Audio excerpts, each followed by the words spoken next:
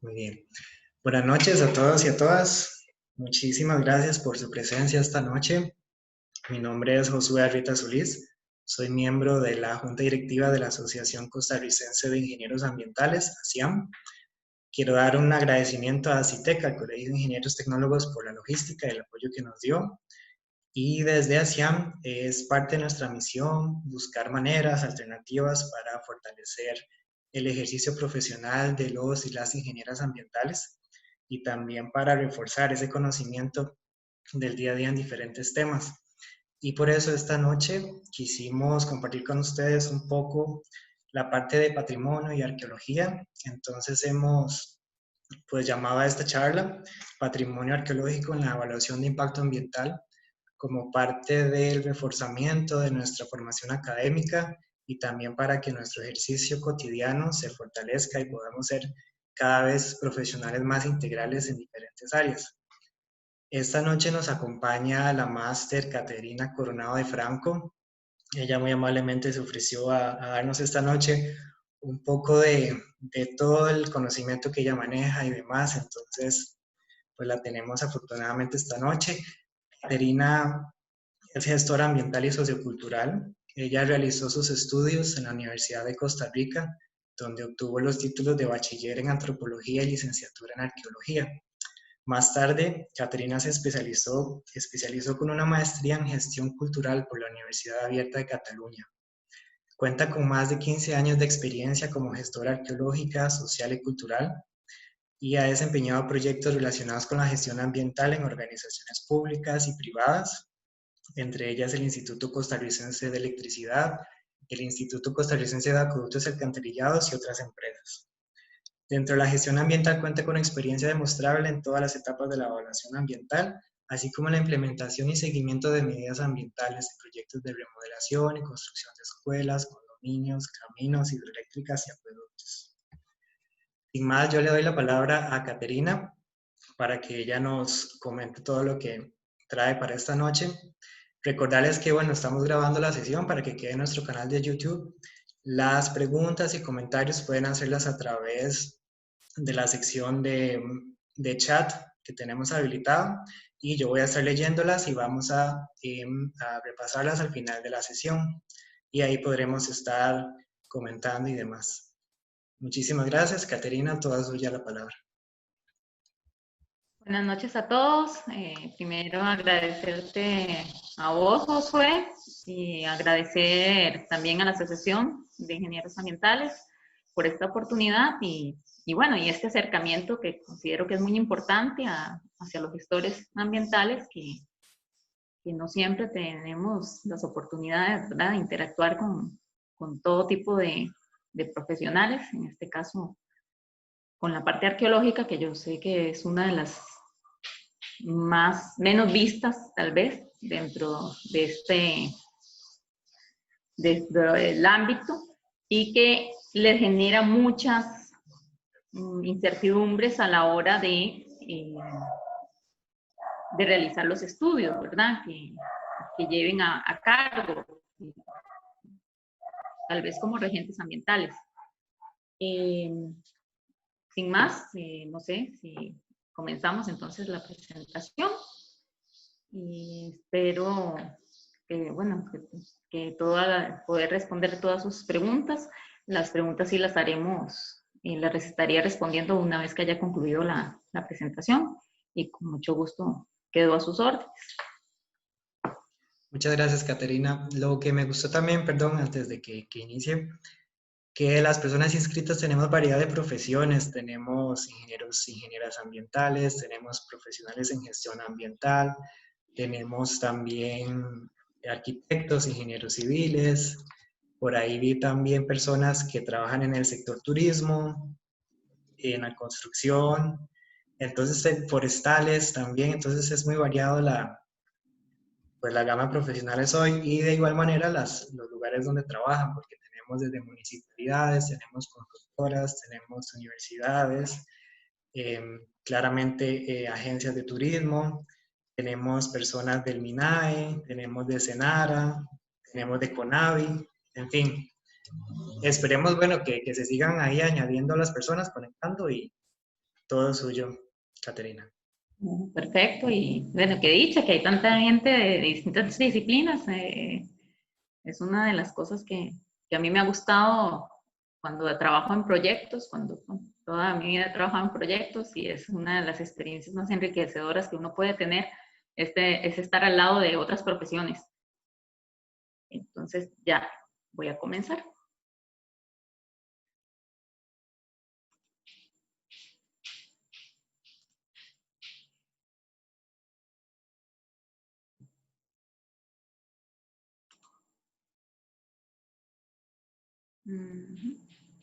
Okay.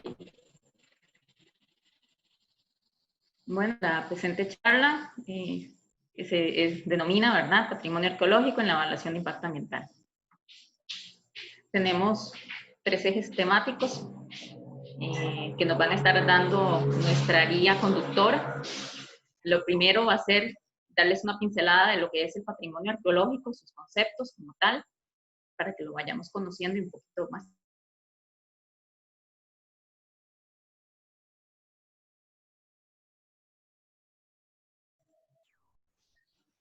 ¿Me escuchan? Ahora sí. No sé, si se me fue la... Adelante, sí. Ok. El segundo eje temático que vamos a tocar esta noche sería la importancia del patrimonio arqueológico como tal, lo que son pinceladas de la legislación que atañe a este patrimonio arqueológico y que es importante que no solamente los profesionales como tales, sino todas las personas conozcamos. Lo que es el manejo del patrimonio arqueológico en los proyectos en construcción, esto ya entrando en la parte de evaluación de impacto ambiental, ¿verdad? Y por último, son algunas de mis experiencias que me gustaría compartir, porque hay veces, más bien, las experiencias para mí son las que realmente dan peso a poder recomendar, a poder decirte, mira, si estás en esta situación, intenta irte por acá, ¿verdad? Para dar soluciones. Y en todo esto en pro del patrimonio arqueológico nacional. Ahora bien, ¿qué es el patrimonio? ¿Verdad? Esa es como la pregunta inicial para nosotros. Bueno, es la herencia cultural que nosotros tenemos a través de los objetos, las comunidades del pasado, y que a la vez nos dan un sentido de identidad como pueblo o como cultura o como una región, y que bueno, está protegido, ¿verdad?, para las futuras generaciones. Esto es el patrimonio, igual que un patrimonio como un inmueble que nos heredan nuestros padres, es lo mismo. Es nuestro patrimonio, ¿verdad? Es esto que nos están heredando. Ahora bien, son son bienes y derechos individuales o del Estado que tienen un valor económico y un sentido de pertenencia. Entonces, en este sentido, existen 2 tipos de patrimonio y en este caso me voy a basar en el patrimonio cultural. Está el natural y está el cultural. Patrimonio cultural. El patrimonio cultural tenemos 2 grandes ejes, lo que se llama el patrimonio material tangible y material intangible. Estos 2 tipos de patrimonio que se encuentran dentro del patrimonio cultural, el material tangible, y algunos lo conocerán como material, otros como patrimonio tangible como tal, se encuentra lo que es el histórico arquitectónico. El histórico arquitectónico es constituido por la Ley 7555. Y ahí mismo en el patrimonio tangible se encuentra el patrimonio arqueológico, que está constituido por la Ley 6703. Lo que es el patrimonio inmaterial o intangible está metido, se está integrando en lo que es la salvaguardia de patrimonio inmaterial, que es la ley 8560. Ahora bien, las edificaciones, El patrimonio arquitectónico como tal son edificaciones con un contenido histórico y de importancia obviamente cultural. ¿Por qué? Por la antigüedad que tienen, ¿verdad? Para poderlas nombrar tienen que tener una serie de requisitos según nuestra ley, nuestra legislación, y tienen que tener más de 100 años aproximadamente. Hay un departamento, que es el Departamento de Protección al Patrimonio. Este departamento lleva el inventario de lo que es el patrimonio arquitectónico nacional, el que está ya por ley decidido que es patrimonio nacional, ¿verdad? Y este tipo de patrimonio puede estar relacionado, ¿verdad?, a eventos históricos, no solamente por sus fachadas o antigüedad, sino porque reflejan también una historia. Ahora bien, el patrimonio arqueológico son los restos materiales de las sociedades precolombinas o de la época de conquista, que se encuentran en la actualidad, ¿verdad? Estos restos, lo que nosotros encontramos son lo que quedó de ellos. Y estos restos son los que nos cuentan una historia y nos ayudan a recrear la historia. Ahora, como tal, el concepto para lo que sería patrimonio inmaterial son manifestaciones de la cultura. Esto ya es cómo la cultura se muestra. Entonces, ¿a través de qué? De tradiciones, festejos, gastronomía, oralidad, el contar una leyenda que tu madre te contó, que tu abuela te contó, que tu tatarabuela le contó. Eso va generando que quede una huella, que la misma huella sea lo que nosotros empezamos a reconocer como tradiciones orales, y empieza ahí la parte del patrimonio intangible. También están las leyendas, el idioma, creencias, costumbres. Es una gama muy amplia que entra dentro de la parte de intangibles. En esto,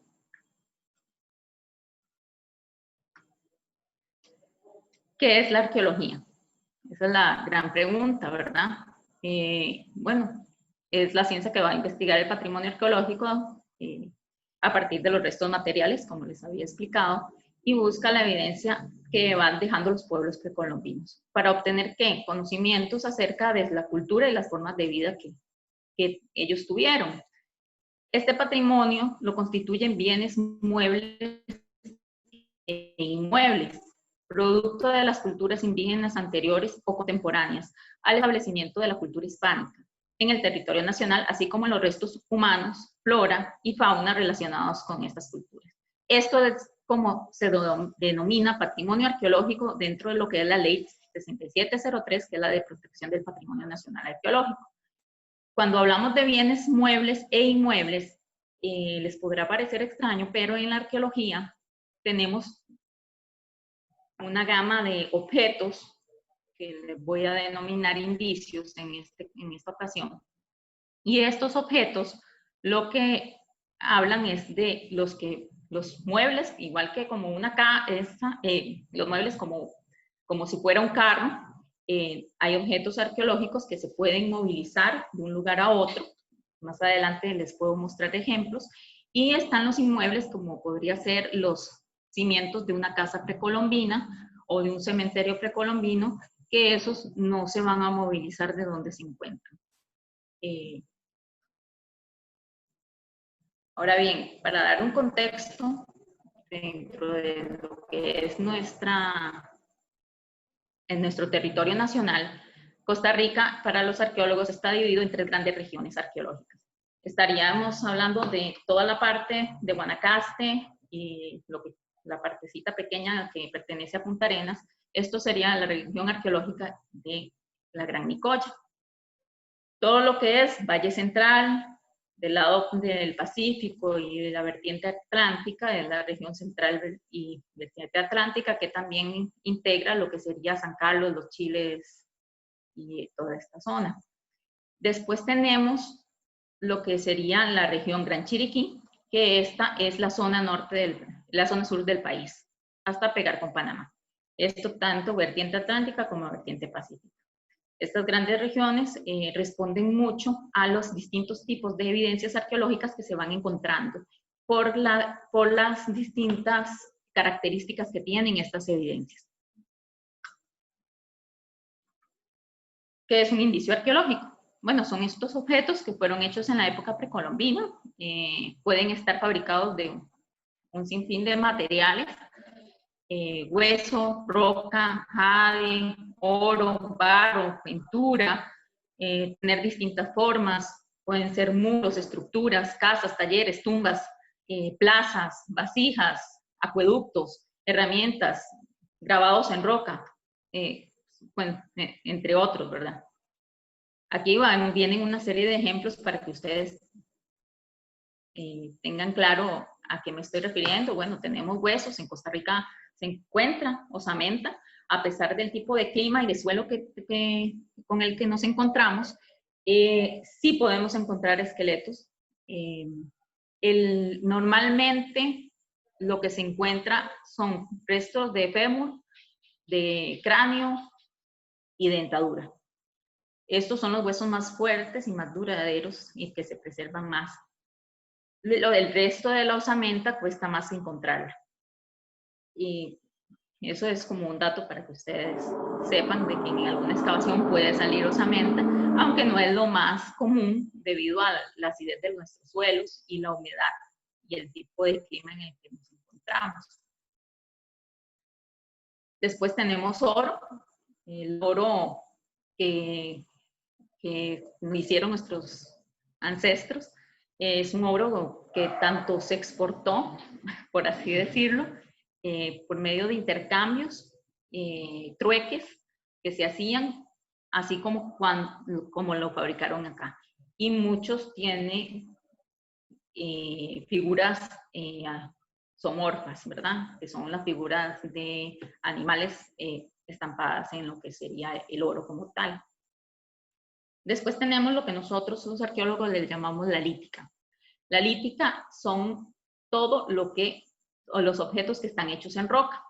Entonces, bueno, tenemos esculturas como esta de un jaguar, esta de un hombre. Después tenemos jades, tenemos metates, los metates era donde se hacían las moliendas. Estos también son fragmentos de metates. Todo esto es lo que podemos ir encontrando en un sitio arqueológico. También tenemos lo que son los petroglifos. Lamentablemente, este petroglifo lo rayaron con tiza, cosa que no debe hacerse, pero elegí la foto porque muestra las distintas de las características que tienen los petroglifos. Los petroglifos significan grabados sobre roca.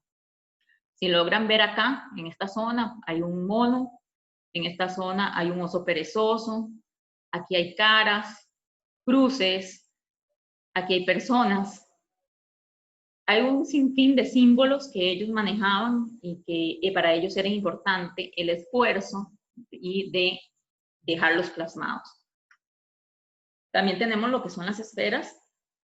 Las esferas de piedra son símbolos patrios actualmente y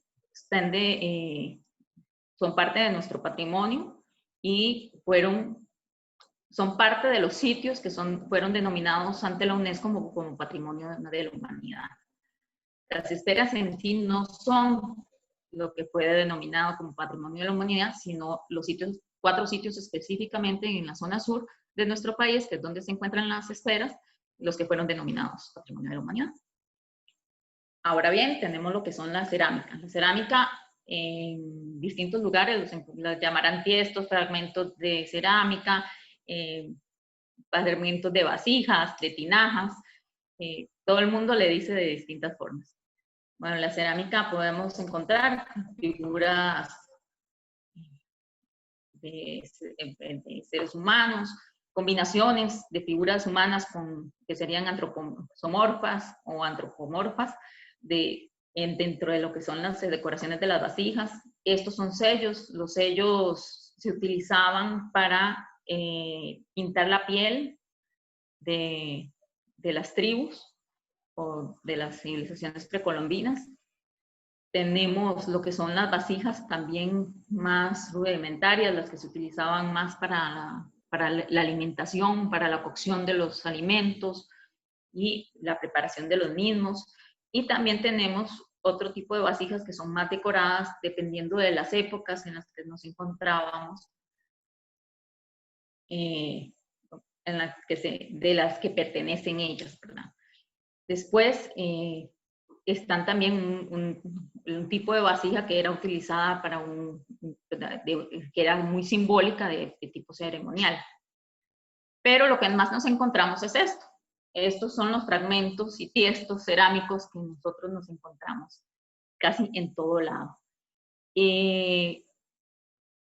Cuando andamos caminando, tal vez no nos vamos a encontrar esta cantidad en un solo sitio en la superficie, pero es una de las cosas que encontramos cuando ingresamos a los proyectos, son fragmentitos de estos incrustados en las paredes o metidos entre el zacate, aunque no lo crean, en la superficie o en las zonas que se están lavando. Esto es lo que más se encuentra. Ahora bien, los rasgos son rasgos culturales o las edificaciones. Los rasgos culturales, esto es un perímetro de un basamento de lo que fue una casa. Este es el Monumento Nacional Guayao. El Monumento Nacional Guayao tiene un carácter muy importante en el sentido simbólico. Él no era una zona de habitación, tiene un acueducto que es impresionante, que hasta la fecha sigue funcionando, lo cual habla mucho de la tecnología y del conocimiento que nuestros ancestros tenían con respecto al medio ambiente y los materiales con los que ellos trabajaban. Este es otro tipo de muro, de estructura, que es hecha con cantos de río, que son de formas similares. Y esta estructura es una estructura circular, pero ya con un muro un poco devastado, porque era de un sitio arqueológico que estaba muy guaqueado. El término de guaqueo se deriva a la gente que escarba, ¿verdad?, los sitios arqueológicos en busca de todos estos objetos que puedan tener un valor para poderlos vender, que a la vez los destruyen, ¿verdad? Esto que encontramos acá, estas piedras alargadas o rocas alargadas son pilares.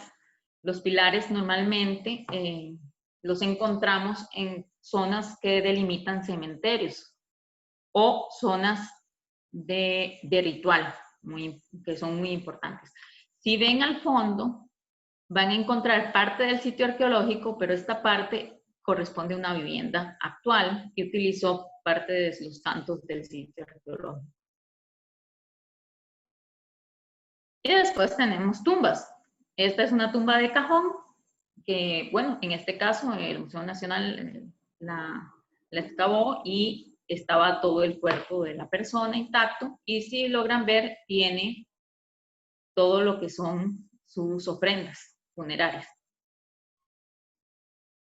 Ahora bien, ¿qué es un sitio arqueológico? Es el lugar donde existen las obras del hombre, en el cual existen las obras del hombre y la naturaleza, así como incluidos los lugares arqueológicos de valor significativo para la evolución y el proceso de un pueblo, desde el punto de vista histórico, estético, etnológico, antropológico o ambiental. Esa es la definición de sitio arqueológico que da la Ley 7555 de Patrimonio Histórico Arquitectónico.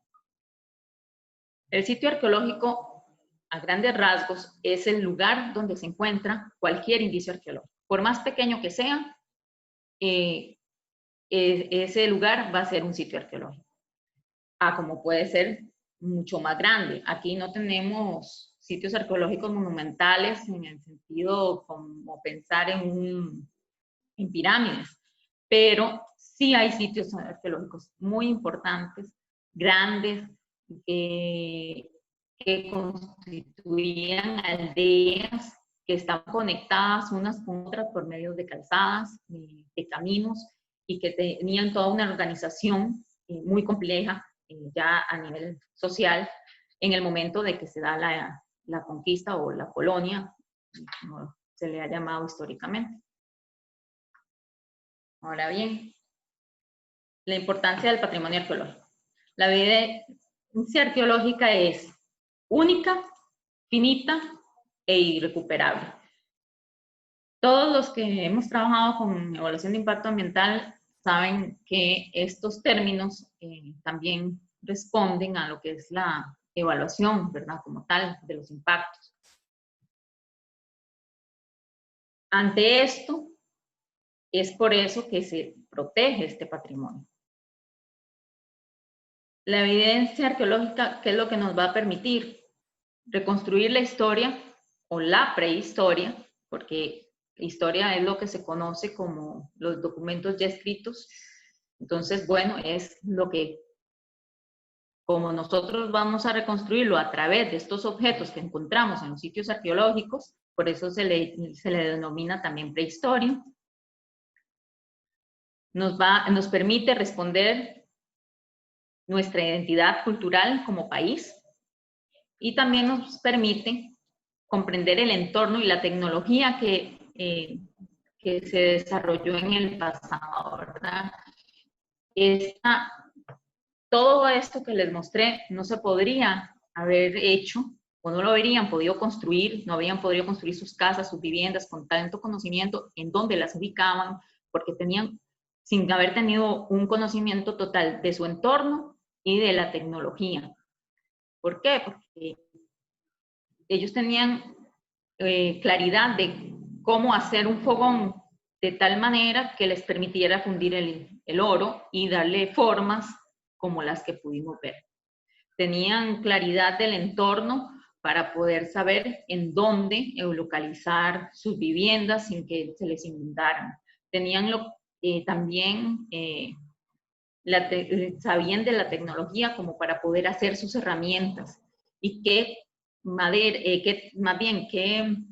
tipo de roca era más dura que otra, como para poder saber que al golpear una roca con la otra, cuál no se les iba a descabrajar y podía ser una herramienta de uso útil para poder ir generando las esculturas y los metales, por ejemplo. Protección del patrimonio arqueológico. ¿Por qué? ¿Por qué hacemos esta protección? Exactamente por lo que anteriormente he dicho, ¿verdad? Porque es único, porque es finito y es irrecuperable.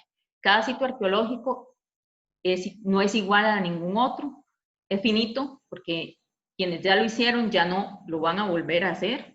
Y es irrecuperable, ¿por qué? Porque en el momento que se destruye su contexto, no tenemos quién ni la manera de conocer cómo volverlo a hacer. O sea, algo se pierde, siempre se pierde parte de la información. Y lo otro es parte de nuestra historia, de nuestro legado y por ende de nuestro patrimonio. ¿Para qué? ¿Para qué lo protegemos? Bueno, para poder dejarle a las futuras generaciones su historia. Ese legado, ese conocimiento, este patrimonio que no es el patrimonio familiar, sino que es un patrimonio que va más allá, que nos hace parte de una identidad nacional, de una identidad de una región y de una identidad nacional internacional como tal. Aquí un poco voy a ir más rápido porque las legislaciones siempre son un poco pesadas y siempre las tenemos a la mano. Pero metí unos pocos artículos que creo que son importantes para este contexto. La ley número 7 es la primera ley que aparece en el país en el 1938, que es la de control de exportación y comercio de las reliquias arqueológicas. Previo a esta ley, los museos compraban las reliquias. Por eso es que el vaquerismo ha costado mucho erradicarlo. La gente que saca y saquea tumbas, como le dicen ellos, viene de generación en generación. Eso lo van pasando como si fuera parte de una tradición y lo hacían para comerciarlas principalmente con los grandes museos, porque los grandes museos lo que tenían de visión era que el objeto en sí era lo que tenía valor. Después, en Con la ley 6703, que es la de Patrimonio Nacional Arqueológico, que se da en 1982, ya empieza a regir quiénes son las figuras de la salvaguardia de este patrimonio, quién lo custodia y todas las penalizaciones de hacer alguna alteración a este patrimonio, que es por esta ley que nos regimos dentro de una evaluación de impacto ambiental. Después está la Ley de Patrimonio Histórico Arquitectónico de Costa Rica, que vuelve a mencionar todo lo que es el patrimonio arqueológico como tal. El decreto 28.174 del MINAE y del MIEC es muy importante porque es el reglamento de los requisitos de trámites para estudios arqueológicos, pero muchas veces confunden, este decreto contradice un poco lo que dice la ley.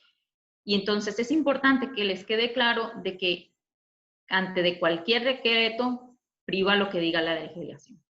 Entonces, guíense más por lo que diga la ley que lo que diga el decreto. Aquí, bueno, son unas partes de los artículos. En el artículo 2 indica que todo, de la ley 7, dice que todo objeto arqueológico y monumentos son entendidos como los restos de actividades de importancia artística, científica e histórica. En la ley 6703, en el artículo 1, es el que habla del concepto como tal, de lo que es patrimonio arqueológico. El artículo 3 habla de que todos los objetos arqueológicos son propiedad del Estado, esto bajo la figura del Museo Nacional. Se prohíbe la exportación y el comercio de estos objetos. Artículo 8. Artículo 11. Deberá darse cuenta a las autoridades locales si se encuentra cualquier tipo de objeto de interés arqueológico, ya sea en terrenos públicos o privados. ¿Por qué? Porque todo lo que está en el suelo es patrimonio del Estado. Entonces, para que eso lo sepan y lo tengan con claridad. Después, si al practicar excavaciones públicas o privadas se descubren objetos arqueológicos, los trabajos deberán de ser suspendidos de inmediato y los objetos puestos a disposición del Museo Nacional de Costa Rica. Este artículo es lo que nosotros más cuidamos y es el que realmente hace que nosotros como arqueólogos tengamos que hacer parte del protocolo de uno con nuestro anexo de estudio rápido arqueológico. Después, bueno, ahí dan avisos, ¿verdad? Como en el artículo 20, en el artículo 23 y en el 24, de que, bueno, en el 20 y en el 23, de que cualquier persona que destruya, estamos hablando de personas, de individuos, ¿verdad? No de instituciones, porque las instituciones obviamente tienen que cuidar y proteger el patrimonio arqueológico, las empresas privadas también, pero nosotros como individuos también estamos llamados a responder ante esta ley, y si no damos aviso de un hallazgo arqueológico, podemos llegar hasta ser sancionados con prisión. Lo mismo si se destruye este patrimonio arqueológico. Después, los trabajos de excavación y remoción de objetos solamente son autorizados por la Comisión Arqueológica Nacional, y esta comisión es la única que nos da permiso a los arqueólogos de hacer excavaciones. Eso es un punto muy importante que conozcan. Ahora ven, instancias que intervienen en estos procesos. Bueno, la Comisión Arqueológica Nacional como tal, por medio de estos permisos que nos dan, nosotros como arqueólogos tenemos que estar registrados ante esta comisión para poder presentar una evaluación o un estudio arqueológico que tengamos que hacer, y ellos nos dan el aval. Después, el Museo Nacional de Costa Rica como único custodio, ellos son los que van a recibir todas las piezas que nosotros realmente excavemos. La CETENA, en el sentido de que por toda la parte previa de lo que es la evaluación de impacto ambiental. La CONAI, ¿en qué sentido? En la CONAI porque si estamos en territorio indígena, la CONAI es la que tiene que dar también autorización para poder ingresar a hacer estos estudios. Otras instancias que intervienen, bueno, las ADIs de los territorios indígenas, que también tienen que darnos permiso, autorizaciones. La UNESCO, ¿en qué sentido? A los tratados internacionales a los cuales nosotros estamos sujetos y que también tenemos legislación a la cual responder, y aún más con los sitios arqueológicos declarados como Patrimonio de la Humanidad. En la figura de aquí se encuentra la esfera más grande del país. Esta es una foto muy vieja, es antes de que fuera declarado el sitio en silencio como parte de los sitios Patrimonio de la Humanidad. Después el ICOMOS como una instancia de que protege todo lo que es el patrimonio cultural. Y la UCR como la instancia que forma a todos estos arqueólogos que nos encontramos prácticamente en el país. No digo que no haya extranjeros, pero realmente casi todos los arqueólogos que trabajamos en el país somos formados por la UCR. Patrimonio arqueológico en un proyecto. Ahora bien, ustedes esta parte, la mayoría lo sabrán, igual es un buen repaso. La etapa de preinversión de un proyecto tiene tres grandes fases, por así decirlo, que es la identificación del proyecto, la prefactibilidad del mismo, ver si realmente va a ser factible o no, o lo descartamos, y está la factibilidad del proyecto. Aquí en donde entra la evaluación de impacto ambiental. Y es exactamente donde entramos los arqueólogos en el D1. ¿Con qué? Con el estudio arqueológico rápido, que es el anexo número 7 del D1. Después, ¿cómo entramos también? Dentro de lo que es la evaluación de impacto ambiental, pero a nivel de un ESIA, o estudio de impacto ambiental. Ahí, dentro de lo que sería el apartado 9.9 de sitios arqueológicos, y a veces también realizamos el apartado 9.10, sitios históricos y culturales. Esto dependiendo de la formación del arqueólogo que esté realizando el estudio.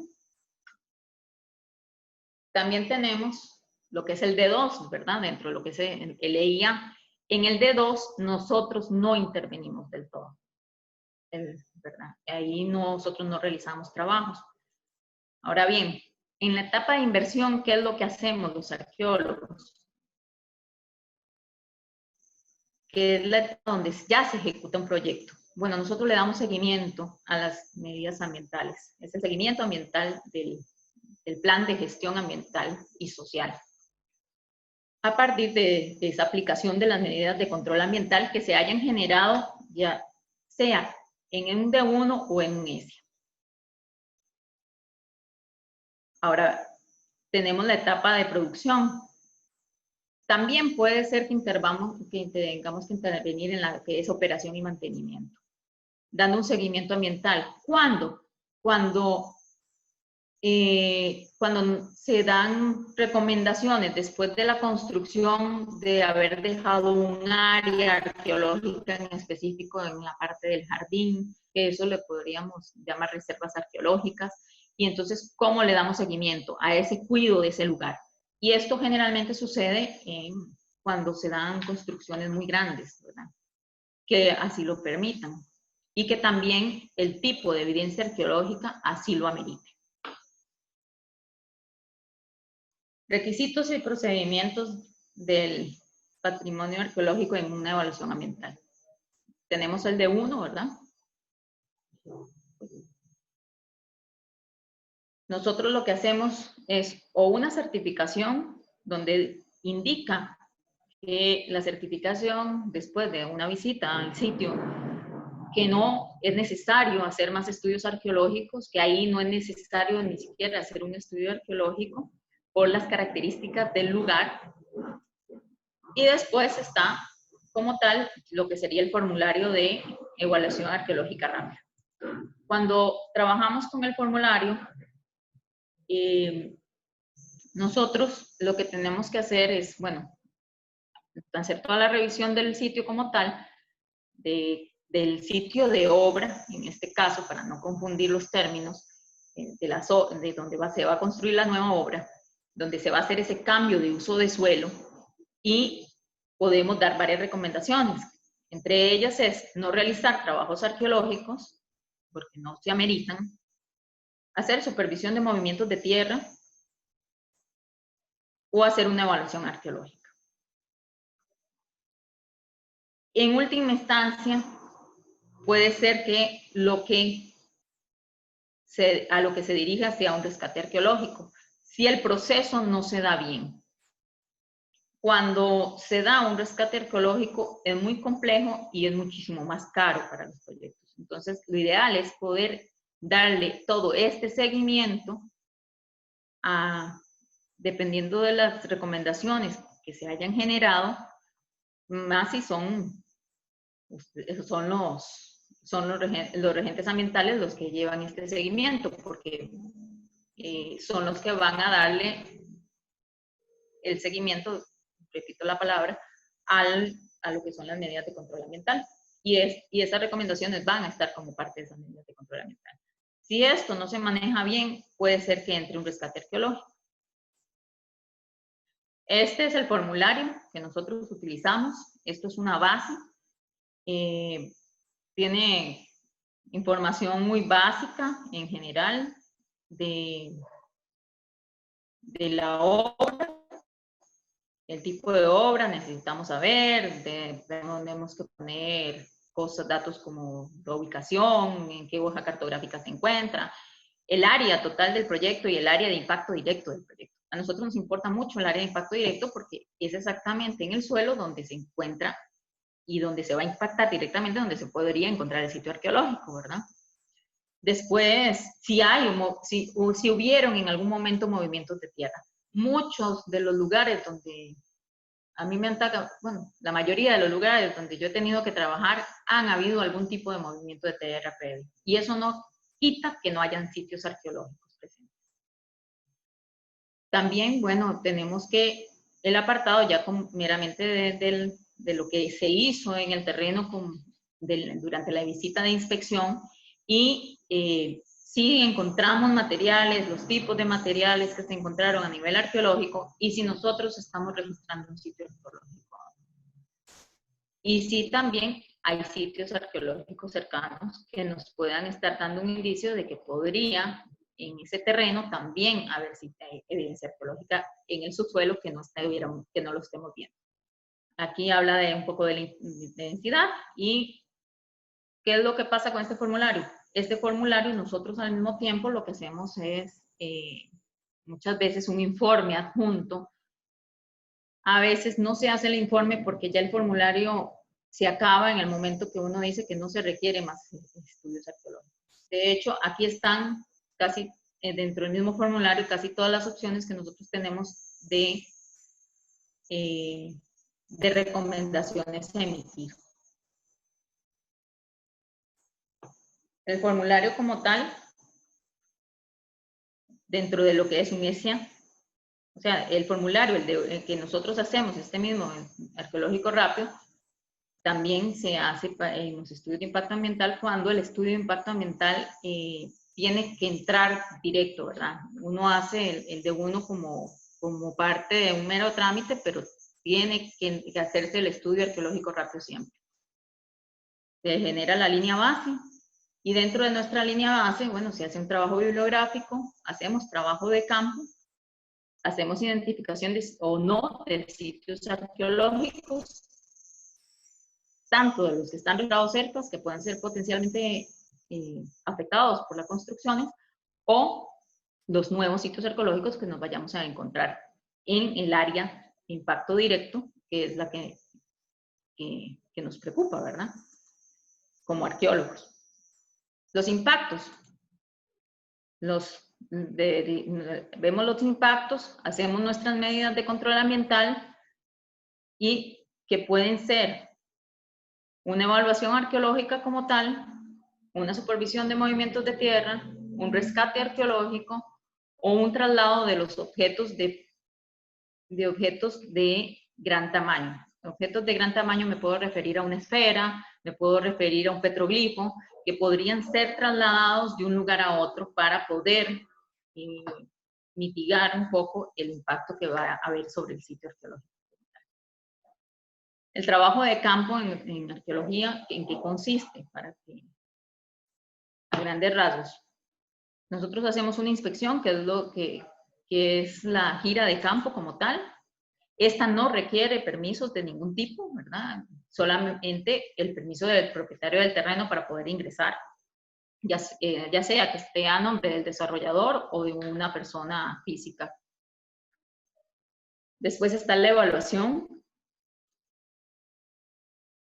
Ya para una evaluación arqueológica que implica excavación, sí tenemos que estar autorizados por la Comisión Arqueológica Nacional. Nosotros hacemos propuestas para poder hacer toda esta parte de la evaluación, que puede generar una prospección y excavaciones más extensas. Después tenemos una etapa de laboratorio y de la elaboración de documentos. Ya esto es la generación del informe como tal, que se tiene que presentar tanto a la Comisión Arqueológica Nacional como al desarrollador, como al Museo Nacional. Una vez que la Comisión Arqueológica Nacional acepta este documento, el desarrollador se le dirige una carta al desarrollador indicando cuáles son las últimas recomendaciones y con esto es que se cierra la parte arqueológica dentro del área de un proyecto. Sin eso no se puede cerrar un expediente. La inspección, ¿qué implica? Bueno, recorrer el terreno y recolectar datos. Como verán, ahí estábamos en medio de una loma cualquiera, un pastizal, y lo que empezamos a encontrar fue una edificación de lo que fue un basamento de una vivienda. Prospecciones. La prospección generalmente lo que se generan son pozos de prueba. Hay distintas formas de hacerlo, circulares o de forma cuadrangular. Tenemos excavaciones. Esto es en Pirrís, en el embalse de Pirrís, del proyecto hidroeléctrico de Pirrís. Y hacemos todos estos dibujos que generan estratigrafía aquí está lo que se está haciendo, es el dibujo de todo lo que era la superficie de una estructura que era un área funeraria. Y esto es lo que hacemos nosotros generalmente en el laboratorio. Recolectamos todos los fragmentos cerámicos de manera cuidadosa y se hace todo lo que son los dibujos, se asocian temporalmente y ya, bueno, se va generando el informe como tal. Ahora ven, posibles impactos del patrimonio arqueológico. El patrimonio arqueológico está dentro de lo que es el entorno socioeconómico-cultural. Y los posibles impactos que podríamos tener pueden ser positivos a como pueden ser negativos. No todos los impactos, no hay veces cuando hacemos las evaluaciones de impacto ambiental nos olvidamos de los impactos positivos que podemos encontrar. Entre los impactos positivos en el patrimonio arqueológico que yo me he encontrado es un aumento en la protección de los sitios arqueológicos. ¿A partir de qué? De la sensibilización hacia el personal de la empresa con la que me encuentre trabajando, o que en sí el desarrollador adquiera la propiedad y deje un territorio, al adquirir esa propiedad, tiene un sitio arqueológico y deje en el jardín el sitio arqueológico sin tocar. Eso es positivo. Después, un aumento en la valorización del patrimonio arqueológico. ¿Por medio de qué? De la interacción con la comunidad, de concientizar a esa comunidad en la que se encuentra ese sitio arqueológico de lo importante que es. Y eso genera que la gente se empiece a identificar con él y lo empiece a valorar. Y al valorarlo, lo cuidan. Los impactos negativos que tenemos, bueno, la destrucción parcial de los sitios arqueológicos como tal, o la destrucción total de un sitio arqueológico. Hay veces, ¿por qué hablamos de destrucción parcial? Porque puede ser que el sitio sea muy grande y solamente vamos a tocar una área del sitio. Entonces, parcialmente estamos destruyendo ese sitio.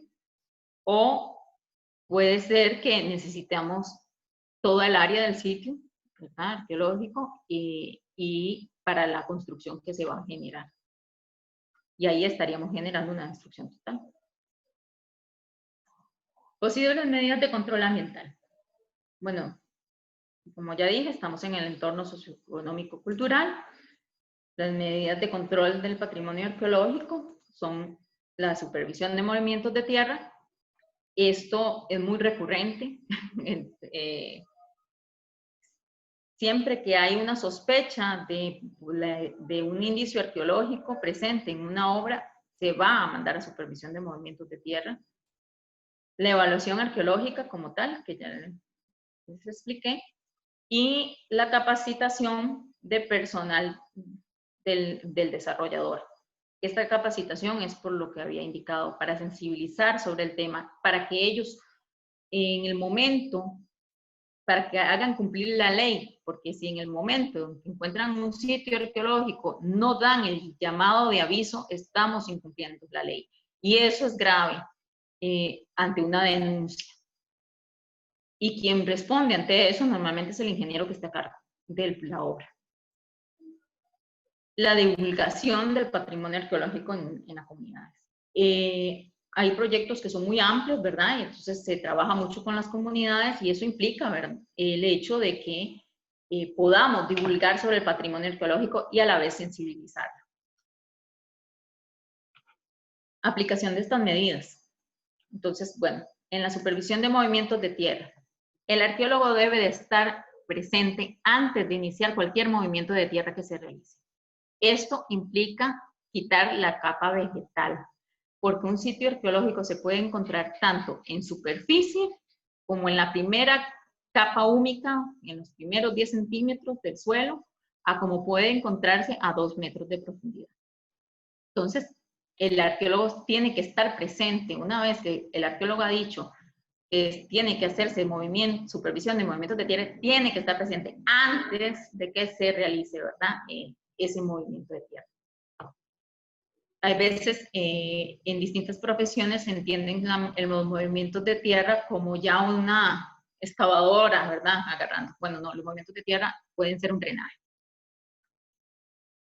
La evaluación arqueológica se debe incluir en la etapa de los permisos y dentro del cronograma de la obra, para que esto no atrase el proceso de ninguna obra y no implique costos extra. No, me ha pasado, a muchos compañeros les pasa mucho de que al no incluirnos como parte visible dentro de todo lo que es la evaluación y dentro de las medidas, porque tal vez sea una sola medida y se pierde dentro de todo el estudio que se está haciendo, o toda la obtención de la viabilidad ambiental, y no se le da el seguimiento oportuno, sucede de que a los arqueólogos nos llaman para decirnos que ya hicieron los movimientos de tierra y que vayamos a ver cuando debimos haber estado presente antes, o que no nos tienen presupuestados o que no nos tienen en cronograma. Al no tenernos en un cronograma, eso implica muchos costos y elevados para el proyecto, además de tiempo y atraso. La capacitación al personal del desarrollador, esto es antes y durante el proceso de ejecución. Siempre que uno tenga personal a cargo de las obras, que uno esté presente, porque hay indicios arqueológicos que se puedan ver afectados, es importante capacitar a todo el personal y saber cómo accionar dentro de una institución o una organización, qué es lo que deben de hacer para poder hacer cumplir la ley, que es que si encontramos un hallazgo sin habernos dado cuenta de que se encontraba en el subsuelo y lo dañamos, hay que parar la obra para que llegue el profesional a cargo y pueda decir, en este caso el arqueólogo, decir qué es lo que sigue a continuación. Y esto ayuda mucho a evitar este tipo de situaciones o mantenerlas controladas. Y la divulgación en las comunidades es durante la ejecución del proyecto y está ligada al tema de sensibilización, ¿verdad? El rescate. En la figura de rescate arqueológico es una figura de último acceso. Lo ideal es evitarla. ¿Por qué? Porque el rescate lo que implica es que no se hicieron los procesos previos para proteger el patrimonio arqueológico. Y el rescate, quien lo genera, o quien da la autorización para hacer el rescate es el Museo Nacional, como tal. Y solamente se debe proceder si no se ha contemplado el sitio arqueológico dentro del marco del seguimiento ambiental y se hace un daño al patrimonio arqueológico como tal. Implica una acción inmediata, el detener las obras y hacer el rescate del mismo. Ahora bien, algunas de mis experiencias les voy a comentar, ya casi estamos concluyendo. Bueno, yo trabajé para el proyecto hidroeléctrico El Diquís. Esto es un mapa de una llanura aluvial que se encuentra en Buenos Aires de Punta Arenas. Este es un sitio arqueológico muy único en su clase y estamos hablando de que está en zonas de áreas inundables. Este sitio se llama Tolvanera. Estas son partes de las excavaciones del sitio arqueológico como tal. El proyecto hidroeléctrico El Diquís era un proyecto muy grande y como era un megaproyecto, abarcaba, por así decirlo, muchas extensiones en las cuales se tuvo que adquirir fincas para poder hacer la gestión de la factibilidad.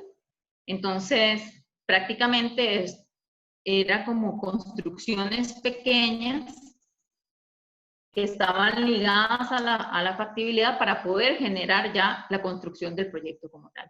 En estas áreas se ven las excavaciones, cómo se manejaron. Si ustedes ven los alrededores, pareciera que no había nada. Aquí el sitio se logra encontrar porque empieza a hacerse un raspado del terreno porque esta área iba a ser utilizada como escombrero. Ahí atrás van a ver alrededor del sitio que están todos los materiales. Y si ven todas esas rocas, forman parte de lo que es el sitio arqueológico. Esto es un túmulo. Dentro del túmulo se encontraron muchos fragmentos de cerámica, algunos fragmentos de piedra. Y este sitio es único porque era un sitio estacional que se utilizaba en ciertas épocas, que estaba cerca de la aldea en la cual habitaban. Ahora bien, otro ejemplo sería el Laboratorio Nacional de Aguas. Esto fue con el AIA. Aquí, para que se ubiquen, es la carretera a Cartago. Y aquí aquí pasa la línea del tren y aquí estamos cerca de Ochomogo y aquí sería lo que es el espacio del nuevo Laboratorio Nacional de Aguas. Este es el ingreso del laboratorio. Vean que es por la pista, lleno de árboles, una zona boscosa.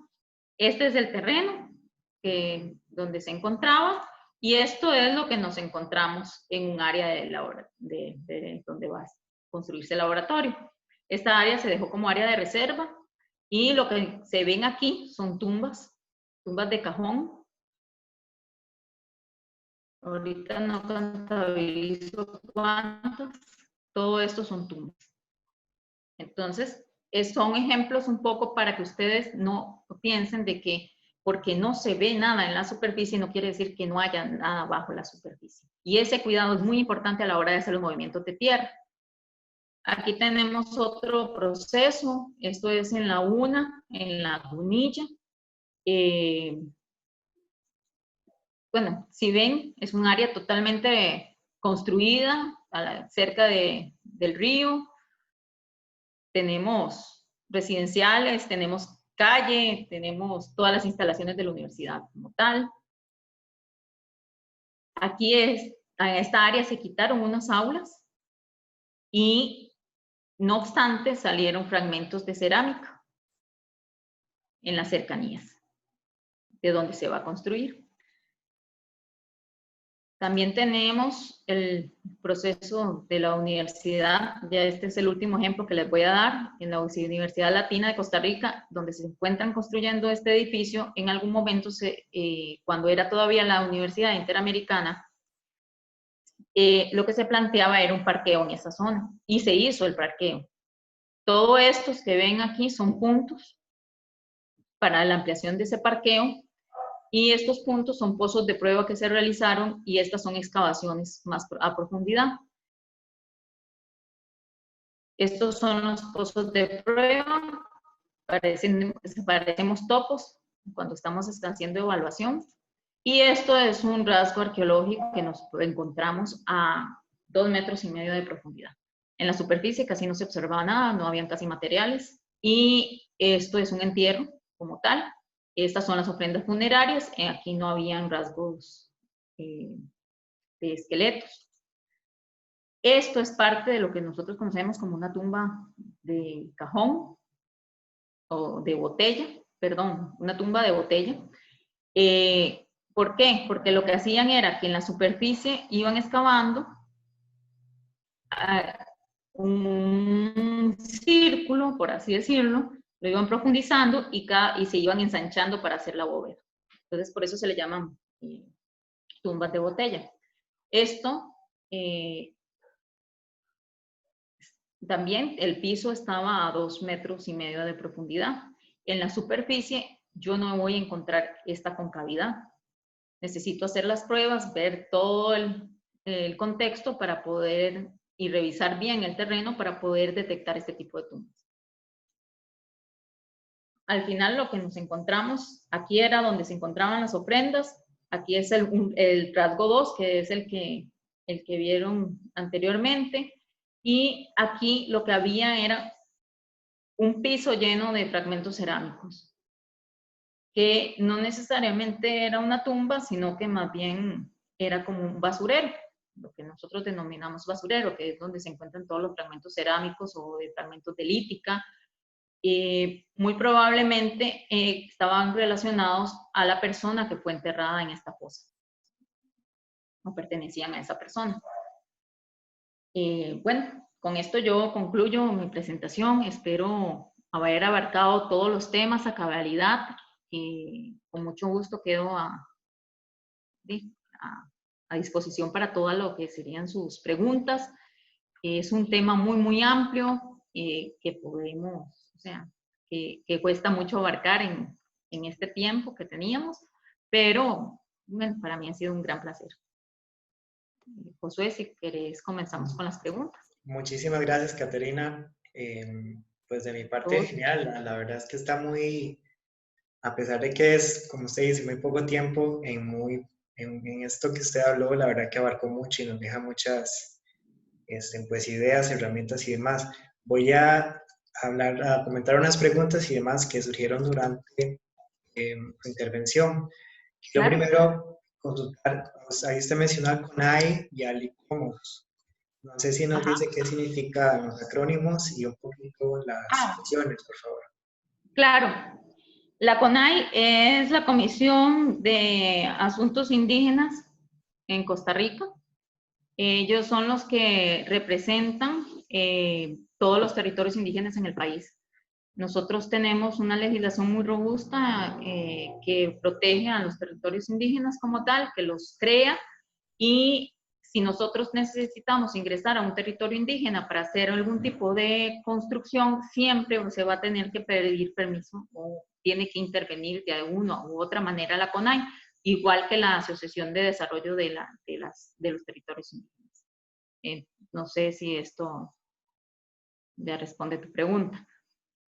Claro. Y el ICOMOS es una organización internacional en pro de la protección del patrimonio cultural, tangible e intangible, que se crea en Italia, que es donde nace, y está sujeta a varios convenios con respecto a lo mismo. Ok, excelente. Gracias. Lo otro es, imaginémonos que uno como responsable ambiental del proyecto llega uno a hacer regencia, ¿verdad?, del proyecto y se encuentra que ya empezaron obras y demás.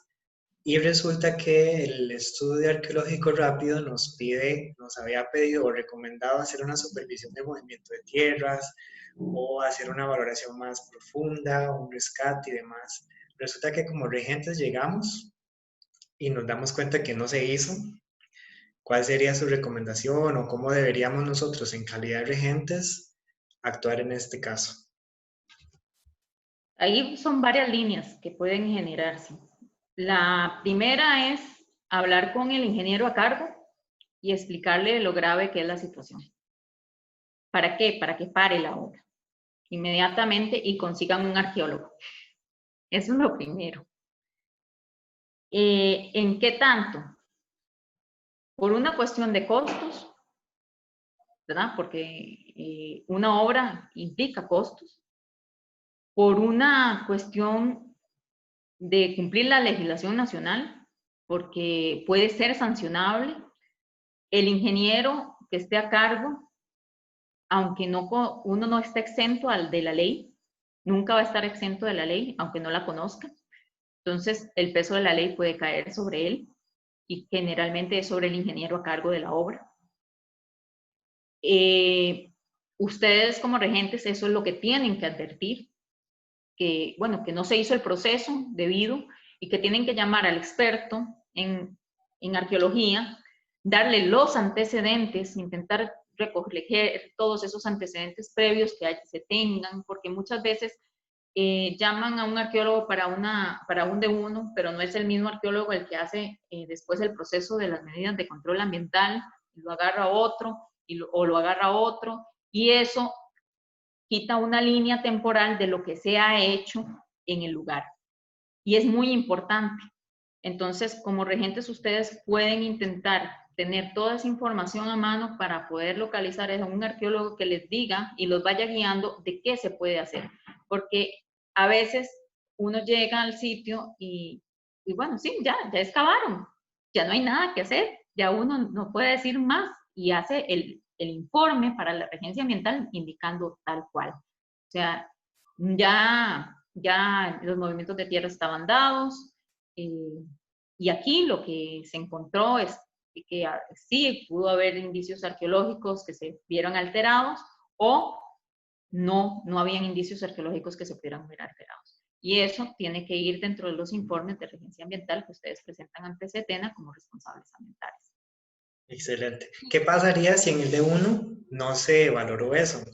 Maritza Hidalgo Chaverri nos pone esa pregunta, como si fuera ¿Qué una pasa construcción, si fuera sí, una claro? construcción, perdón, Ajá. si en el contexto entonces de una construcción, por ejemplo, hubiese alguna afectación involuntaria de patrimonio, suponiendo que en el D1 no se reportó nada, ¿es más o menos el mismo abordaje que se le da o varía? Si no se aportó, digamos, yo como arqueóloga digo, no, pueden continuar, no es necesario hacer estudios arqueológicos. Siempre hay una salvedad, que es que bajo el subsuelo puede siempre existir algo, porque nosotros no tenemos rayos X para ver el subsuelo. Entonces, ¿qué es lo que tiene que hacer el desarrollador? Parar las obras como lo indica la ley. En el momento que se paran las obras, hay dos opciones. Una, que el arqueólogo vaya, haga todo el análisis del contexto en el que se encuentra, con todos los impactos que se ha generado al patrimonio arqueológico como tal, y ver la posibilidad si cabe realizar una evaluación arqueológica para hacer todo el rescate como tal, o al mismo tiempo llamar de una vez e involucrar al Museo Nacional de Costa Rica, que sí lo dicta la ley, que es el responsable de hacer los rescates arqueológicos. El museo le da potestad a un arqueólogo, aparte de poder hacer este rescate, esta figura de rescate, siempre de la mano con el Museo Nacional, y esto implica que los costos también los va a asumir el desarrollador, ¿verdad? Excelente. Mónica Salas nos dice, bueno, en el caso de Viquis, ella pregunta que si el levantamiento del patrimonio arqueológico se realizó y la extracción del material se realizó para posteriormente usarse como escombrera o si más bien el levantamiento de la información y el material arqueológico se deja todo en sitio. Ok. Todo el sitio Tolvanera se delimitó a través ya de una evaluación arqueológica como tal. Las áreas que estaban como escombrera, que se ven al fondo, se dejaron como escombrera porque no era, el sitio no abarcaba toda el área que era propiedad de, en este momento, del ICE. Y una vez que se hace todas las evaluaciones, se decide, se rescata todo lo que es el material, toda la información, que eso es lo que hacemos los arqueólogos, es rescatar eso, de cierta manera, no voy a poner la palabra rescate, más bien hacemos todo lo que es la investigación arqueológica para poder reconstruir lo que se encontraba en ese sitio, dejarlo plasmado, recoger los materiales, entregarlos al Museo Nacional, que es el único custodio del Patrimonio Arqueológico Nacional, y ya dar por concluida la obra. Después de esto, hay dos opciones. Una era que después de haber evaluado todo el sitio, todavía se pensara que hubieran áreas que se podían excavar más allá y hacer un rescate arqueológico como tal, o que ya ahí se considerara que se había recolectado la información suficiente del sitio como para que ya se pudiera hacer el uso del suelo para lo que el ICE lo tenía destinado. Esas son las opciones. Ok, muchas gracias. Voy ahora como a mezclar unas preguntas, porque Sí, Arlene García nos habla de que si en las evaluaciones siempre se extraen los indicios o los hallazgos, o si se dejan en sitio solo se documentan. Ahí también lo que agrego es que, bueno, el hecho de, pregunta también es como el hecho de encontrar indicios o algún vestigio en el área del proyecto no implica que la obra no se pueda dar. ¿Puede entonces existir algún equilibrio entre lo que encontramos de patrimonio en el área proyecto y el proyecto, el desarrollo en sí mismo?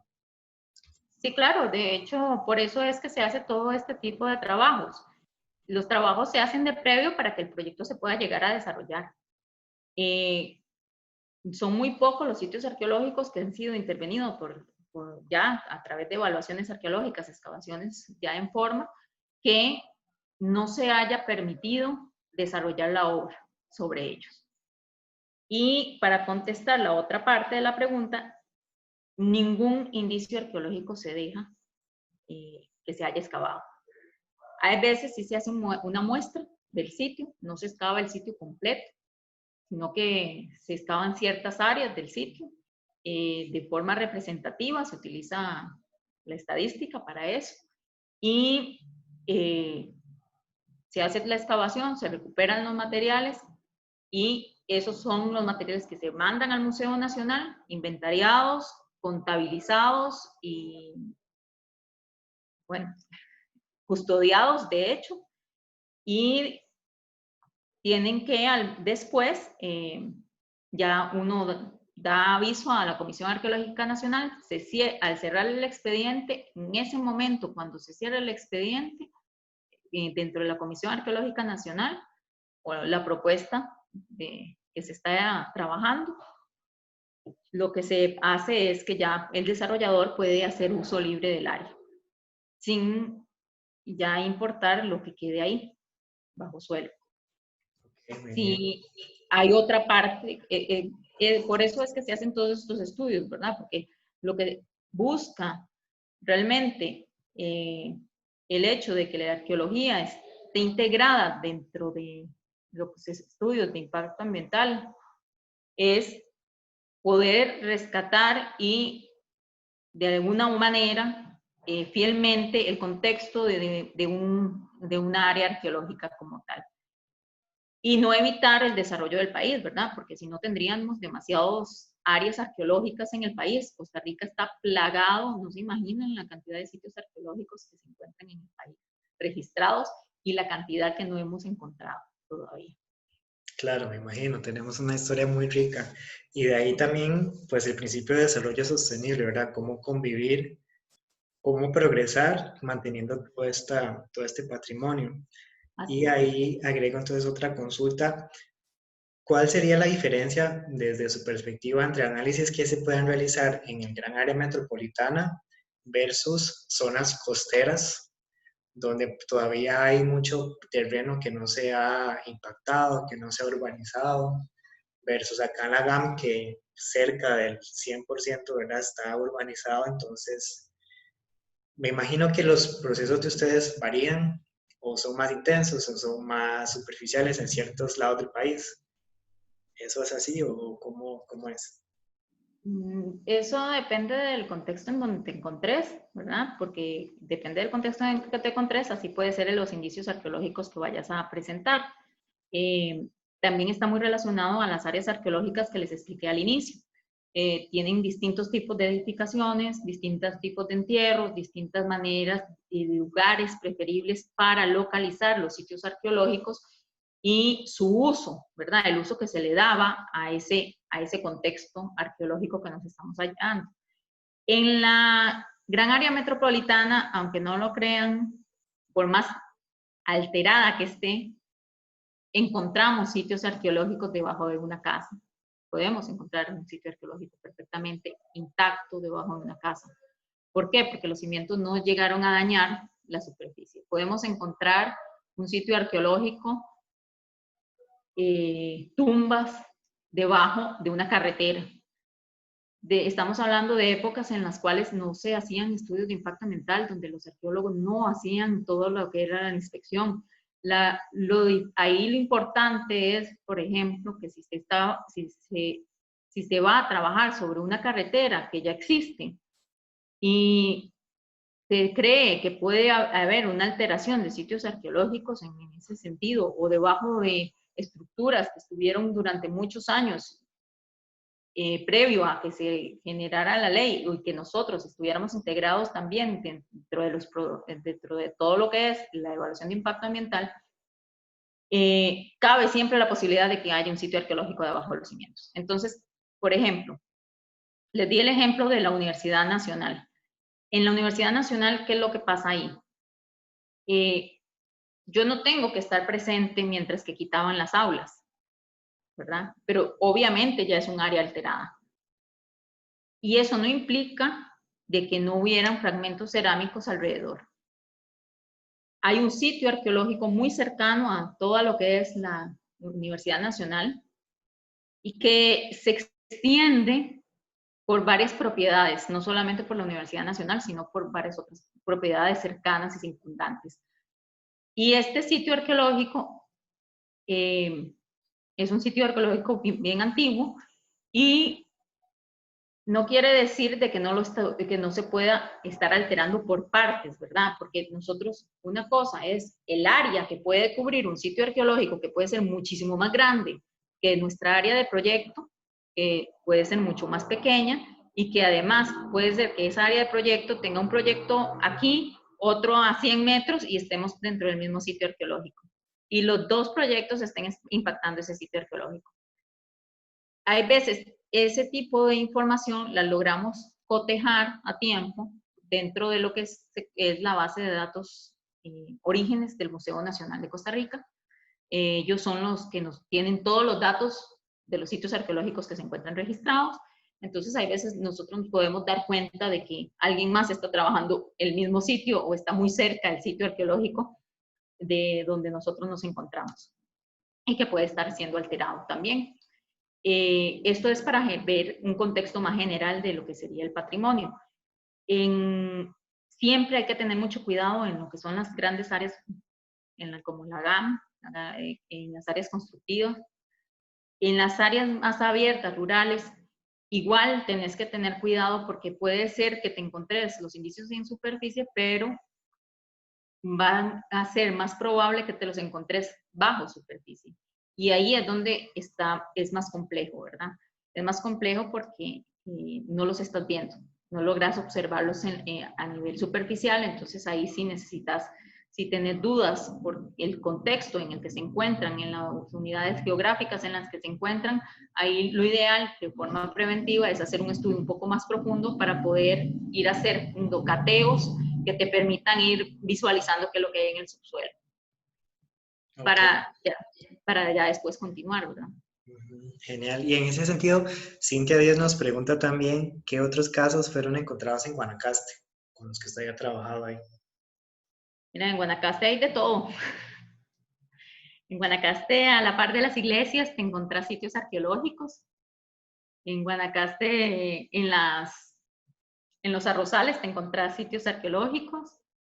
En cualquier lado te encontrás sitios arqueológicos. En el parque caminando en el parque este que está en Nicoya, es un sitio arqueológico. Lo que pasa es que ustedes no lo ven. Nosotros pasamos tanto tiempo viendo el suelo que vemos los fragmentos de la cerámica salirse. La Universidad de Costa Rica tiene sitios arqueológicos por todo lado. Realmente Guanacaste tiene una riqueza increíble a nivel de sitios arqueológicos, son muy exclusivos. Hay veces vemos una montaña, creemos que es solo una montaña, un relieve normal, y se trata de un sitio funerario increíble. Están toda la parte de los concheros, que también son zonas funerarias que se utilizaban, que están en parte en las zonas de costeras. Bueno, en los humedales tenemos sitios arqueológicos, que es donde se preserva muy bien también los restos óseos. Entonces, no podemos, por el contexto en el que nos encontremos, no podemos descartar de que haya o no mayor posibilidad o menor posibilidad de un sitio arqueológico. Muy bien. Luego nos preguntan que si, creo que esto es un poco con lo que hablamos ahora antes, si ya se realizó una evaluación arqueológica en donde la presencia de artefactos como líticos y cerámicos fue insignificante, ¿es necesario realizar una supervisión del movimiento de tierras? Eso dependerá, sí, de qué tan insignificante sea para la persona, para el arqueólogo a cargo, ¿verdad? El arqueólogo está viendo un contexto. Puede ser que la presencia inicial fueron unos cuantos fragmentos cerámicos que me encontré, pero el hacer la supervisión de movimientos de tierra me permite a mí poder asegurarme de que bajo superficie no estemos infectando un sitio arqueológico ya. Muchas veces no, por unos cuantos fragmentos uno no va a detener una construcción o no va a mandar una evaluación, si, como ella dice, si son insignificantes para el arqueólogo. No sé si esa sería la palabra correcta, pero sí, si la cantidad no te da suficiente argumento como para decir, mira, no, tenemos que hacer una evaluación o un estudio más profundo.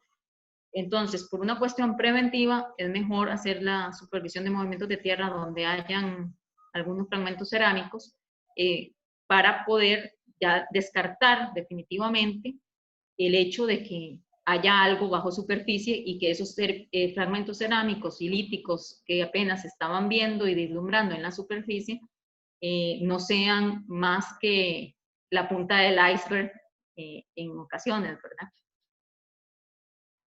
Ok, muy bien. Nada más me quedan como un par de preguntas. Quiero comentar esta de Joana Madrigal. Ella me parece que se refiere cuando comentamos lo del CONAI y el ICOMOS. Entonces ella pregunta que qué sucede con los pueblos indígenas donde no existe el reconocimiento por parte del pueblo hacia esas figuras como las asociaciones o el CONAI. O con esto, el reconocimiento de las tierras y las dispuestas actuales.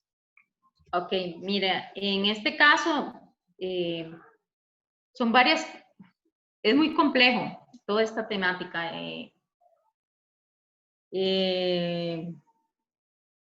Si vos tenés permiso del poseedor de la tierra, tenés permiso de la Asociación de Desarrollo, que por ley es el que te tiene que dar el permiso. La CONAI es como una entidad vigilante de que realmente no se esté pasando por encima de las asociaciones de desarrollo. Y además, son en la parte arqueológica como tal, son miembros de la Comisión Arqueológica Nacional.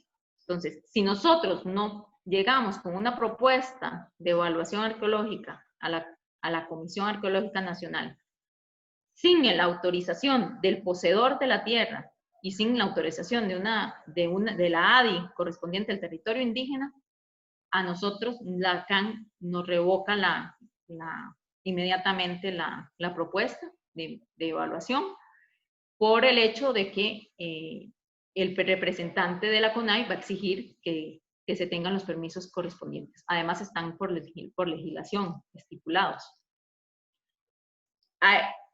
Lo que ella dice de que hay representantes, efectivamente, que no, hay gente dentro de las comunidades indígenas, dentro de los pueblos indígenas, que no reconocen a la ADI como sus representantes, así es. Pero en la parte legal, la ADI es el representante para los permisos que se necesitan de construcción. Entonces, no sé si con esto abarco un poco la pregunta.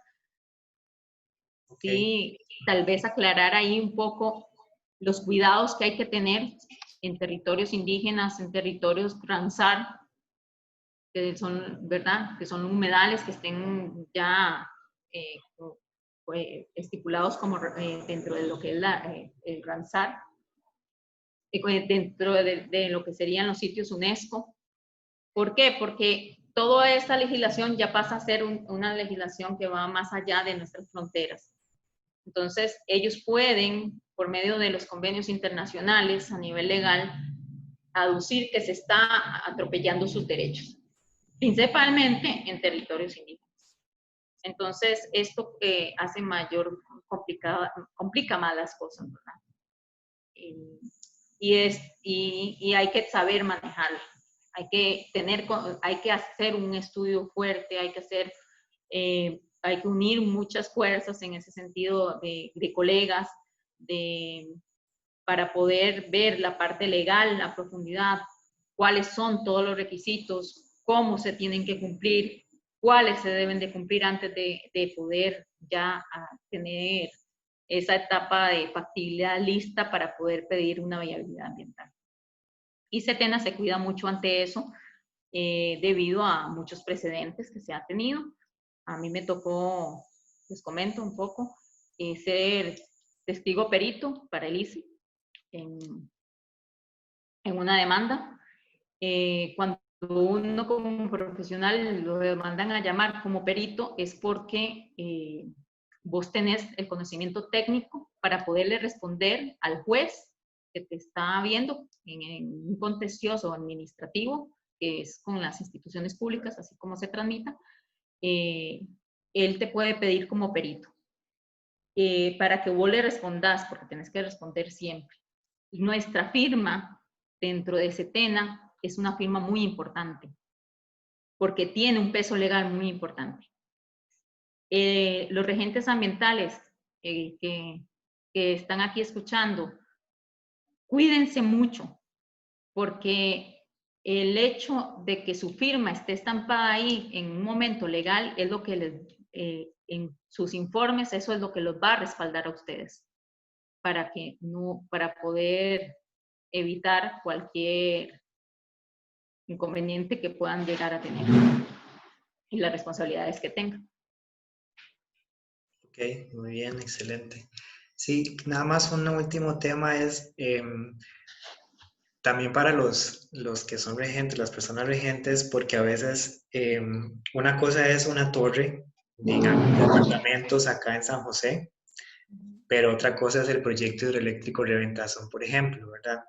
Entonces, claramente el contexto es sumamente distinto, pero también la magnitud del proyecto. Entonces, mi pregunta es cómo deberíamos tener una regencia arqueológica, un grupo de arqueólogos o de gestores culturales, de patrimonio, en todos los proyectos, o son más importantes dentro de un proyecto como el hidroeléctrico Reventazón, que lo menciono por experiencias que yo estuve ahí, o sencillamente la evaluación arqueológica rápida de una torre acá en la GAM. ¿Cuál sería su perspectiva en eso?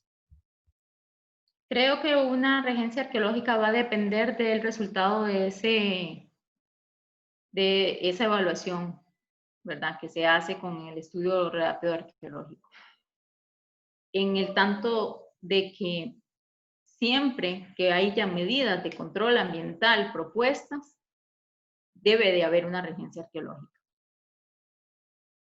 Puede ser que esa regencia arqueológica sea una simple visita posterior, porque es para la supervisión de los movimientos de tierra, o puede ser para un proyecto que dure un poco más. Generalmente, los arqueólogos ya no estamos cuando se está construyendo la edificación, porque ya pasó todo lo que pasó en el subsuelo. No, la empresa no necesita tenernos ahí como arqueólogos. Como sociales ya es otra cosa, porque ya como arqueólogos, como antropólogos, nosotros hacemos también la parte socioeconómica, y ya como social, sí, implica otro montón de actividades y medidas a seguir. Pero sí, como arqueólogos, es durante el periodo clave de nosotros, y que tenemos que estar presentes o que tenemos que estar a la mano de un regente ambiental, es en el momento que se va a tocar el suelo. Y si hay principalmente una recomendación como tal.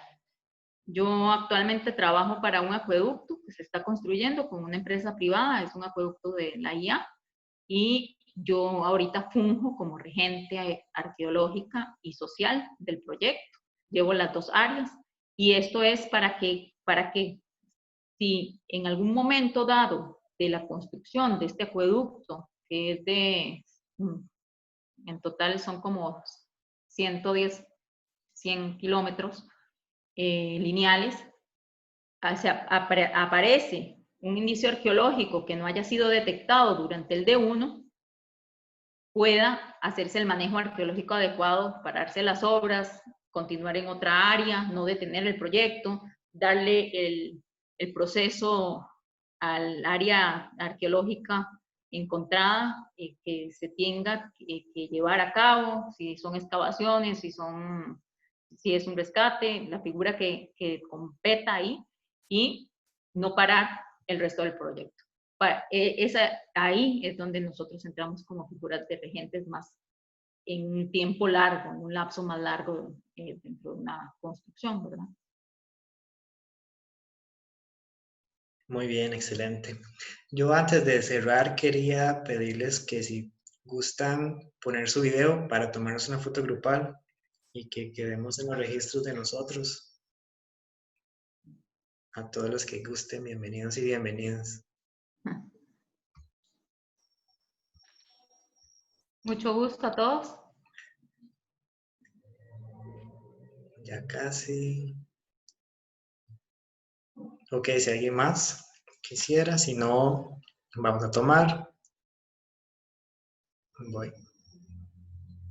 Ok, 1, 2 y 3.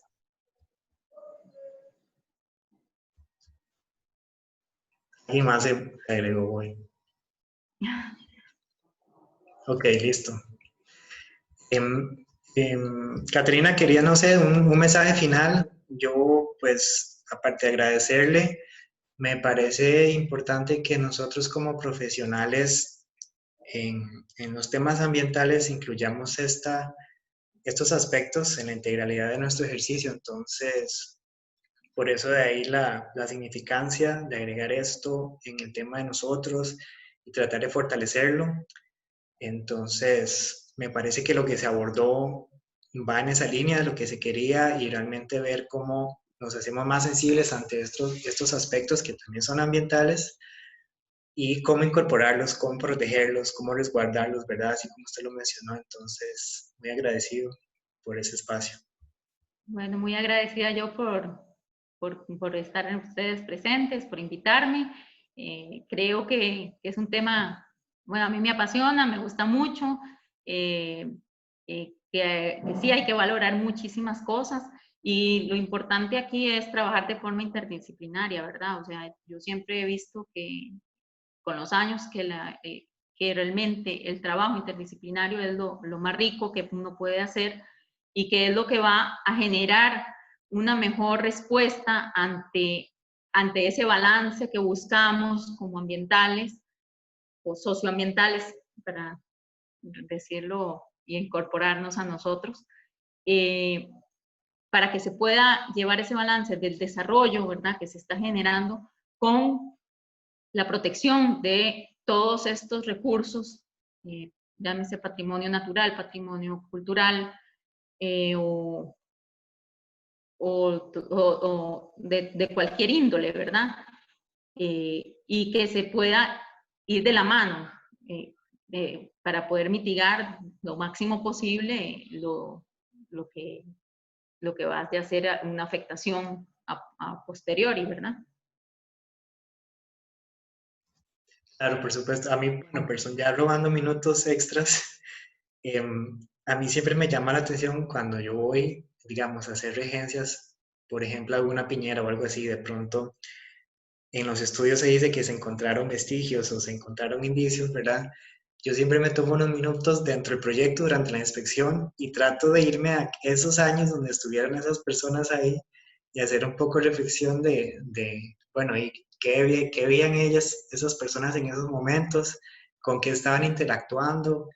Y en fin, ¿verdad? Como ponerse tal vez en esa posición y que me parece además de interesante es como, no sé, es rico pensarlo porque fueron personas que estuvieron ahí antes que nosotros, vieron otros contextos, vivieron de otra manera, entonces ese indicio que hay ahí, ese pedazo de cerámica, ese pedazo de jade, ese pedazo de arcilla, es como regresarnos en el pasado y estar con ellos un momento, entonces me parece muy valioso protegerlos siempre.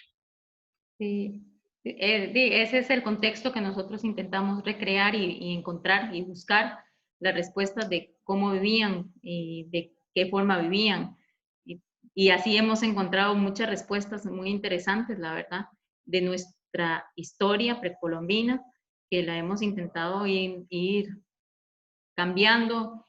Y creo que estos espacios son maneras de que otras profesiones lo visualicen, ¿verdad? Porque lamentablemente mucho se queda entre nosotros y a nivel nacional no se ve tanto. Hasta ahora con la promulgación de la UNESCO y con la integración de las esferas como símbolo patrio, creo que ha sido un poco más visible.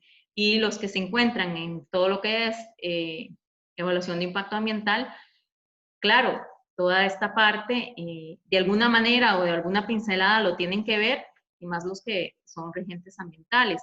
Lo que pasa es que hay veces se descuida porque tenemos tantos impactos sociales y de repente y tenemos tantos impactos del área física como tal y tantas medidas que llevar a cabo que de repente esa medida o esas dos líneas que implican mucho trabajo dentro de un proyecto arqueológico, bueno, dentro de un proyecto, perdón, de obra, de construcción, no lo visualizamos. Y hay veces, cuando ya llegamos a visualizarlo, puede ser en un momento no adecuado, ¿verdad? Que puede traer más consecuencias para la obra y para el patrimonio como tal. Claro. Muy bien, Caterina, muchísimas gracias de verdad por el espacio y por toda la información. Personalmente muy satisfecho, muy rica toda la conversación y el contenido. Y a todas las personas que nos acompañaron, muchísimas gracias también por estar acá. Y bueno, los esperamos en nuestras próximas actividades. Muy buenas Muchas noches. gracias a todos ustedes. Buenas noches.